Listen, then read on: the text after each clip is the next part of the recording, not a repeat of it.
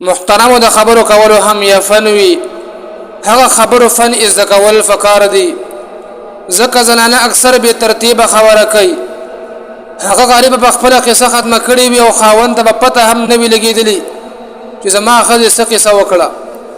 او بعض زنانه دومره ډېر خبرې کوي چې بل چاله موقع هم نه ور کوي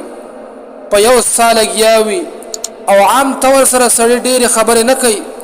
او نه ډېر خبرې خوخي کله چې زنانه ډېر خبرې کوي نو بیا د خاوند سره د هغې د خبرو قدر او قیمت نه وي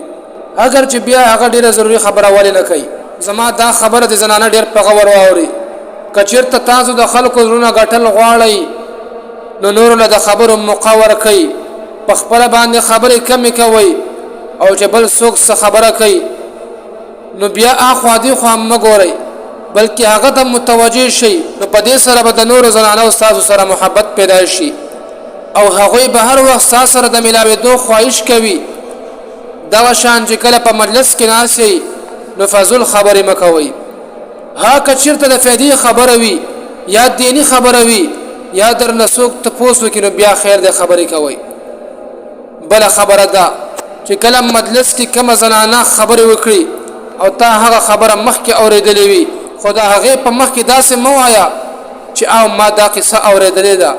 بلکې ځان غلې کوا که خاون هم وي نو د هغه په خله کې خبره مو چوا دغه رنګ چې کله په یو اهم موضوع باندې خبرې کول غواړي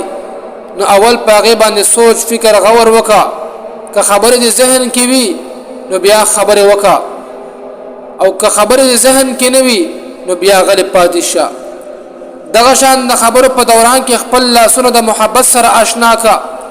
کله د خاون په سر کې ګوتې وها کله د تندې خولې صفا کوا او کله ورله کپړې سمور اسموا او کله چې خاون خبرې کوي نو پوره په توجه سره یې اورا او په معقول انداز سره سره خوځوا دې د فارغ چې خاون پوه شي چې زما خبرې په توجه سره اوري یقینا کچرته زنانه دا یو خبرې دا پزان کې راوستلې او خبرې په دې ترتیب وکړلې یقینا چې مخاطب به ورنه ډېر متاثر کیږي او هر وخت به مخاطب دې سره د خبرو کولو تمنا لري